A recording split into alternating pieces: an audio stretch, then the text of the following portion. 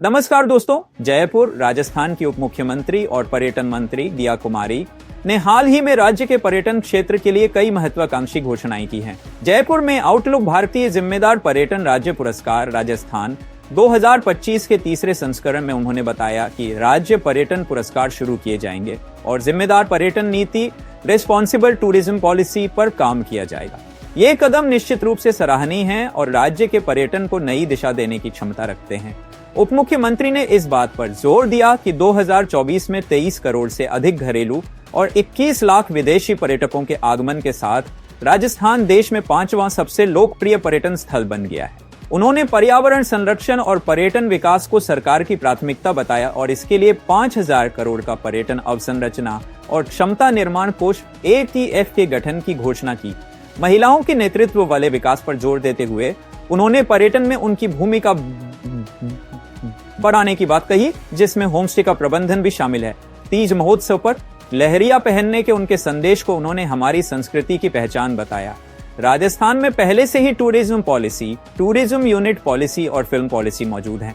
सवाल यह उठता है कि इन नीतियों का क्रियान्वयन कितना प्रभावी रहा है और वे अपने उद्देश्यों को कितना पूरा कर पाई है। क्या नई जिम्मेदार पर्यटन नीति पिछली नीतियों की कमियों को दूर कर पाएगी या यह भी सिर्फ कागजों तक ही सीमित रह जाएगी? अक्सर नीतियां तो अच्छी बन जाती हैं, लेकिन उनका जमीनी स्तर पर क्रियान्वयन एक बड़ी चुनौती होता है। पर्यटन अवसंरचना और क्षमता निर्माण के लिए 5000 करोड़ का आवंटन निश्चित रूप से एक बड़ी राशि है, लेकिन क्या सरकार के पास इस विशाल कोष के सही और पारदर्शी उपयोग के लिए एक स्पष्ट रोड मैप है? क्या यह पैसा केवल बड़े शहरों और प्रमुख पर्यटन स्थलों तक ही सीमित रहेगा या इसे राज्य के दूर दराज और कम विकसित पर्यटन क्षेत्रों तक भी पहुंचाया जाएगा, जहां इसकी सबसे ज्यादा जरूरत है? बुनियादी ढांचे का विकास सिर्फ पैसा खर्च करना नहीं, बल्कि समयबद्ध तरीके से गुणवत्तापूर्ण कार्य सुनिश्चित करना भी है। बढ़ते पर्यटन आंकड़े निश्चित रूप से खुशी की बात हैं, लेकिन यह पर्यावरण पर भी अत्यधिक दबाव डालते हैं। अधिक पर्यटक मतलब अधिक कचरा, अधिक जल और ऊर्जा की खपत और प्राकृतिक संसाधनों पर अधिक बोझ। क्या सरकार के पास इस बढ़ते दबाव को प्रबंधित करने और पर्यटन से होने वाले पर्यावरणीय नुकसान को कम करने के लिए पर्याप्त और प्रभावी योजनाएं? जिम्मेदार पर्यटन का मतलब केवल नीति बनाना नहीं, बल्कि इसे सख्ती से लागू करना भी है।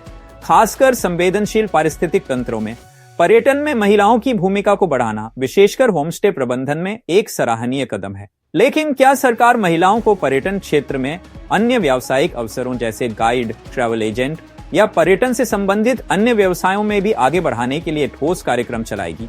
महिला सशक्तिकरण का मतलब केवल सीमित दायरे में अवसर प्रदान करना नहीं, बल्कि व्यापक आर्थिक भागीदारी सुनिश्चित करना है। उप मुख्यमंत्री का तीज महोत्सव पर लहरिया पहनने और सोशल मीडिया पर प्रचार करने का आह्वान सांस्कृतिक रूप से महत्वपूर्ण है, लेकिन क्या यह केवल एक प्रतीकात्मक संदेश है या इसके पीछे स्थानीय कारीगरों, बुनकरों और पारंपरिक कलाओं को बढ़ावा देने की कोई व्यापक रणनीति भी है? संस्कृति को बढ़ावा देना महत्वपूर्ण है, लेकिन इसे आर्थिक विकास और स्थानीय लोगों की आजीविका से जोड़ना और भी आवश्यक है।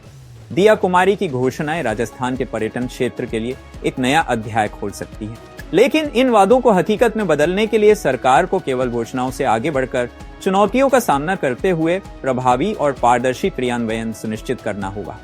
तभी राजस्थान वास्तव में वैश्विक पर्यटन मानचित्र पर अपनी जगह बना पाएगा और जिम्मेदार पर्यटन का एक प्रेरणादायी मॉडल बन पाएगा। ETV 9 जयपुर से अकरम खान की यह रिपोर्ट।